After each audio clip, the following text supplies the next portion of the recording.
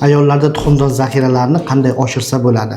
Ayollarda tuxumdon zaxiralari bu homiladorlikni belgilash organi hisoblanadi. Ya'ni tuxumlar qancha ko'p bo'lsa, shuncha homilador bo'lish ehtimolligi baland bo'ladi.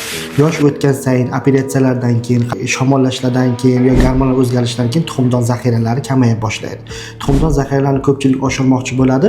Buni hech qachon buni iloji yo'q. Tuxumdon lekin buni sifatini oshirsa bo'ladi. Ya'ni sifatni oshirsangiz, bitta tuxumdonda 2 ta 3 ta bo'ladimi, 4 ta bo'ladimi, sifatni oshirsa homiladorlik ham yuqoriroq bo'ladi. Bunda ishlatiladigan dorilar DHA 50 grammdan 1 tabletkadan 2 mahal 1 oy yo 3 oy ichiladi.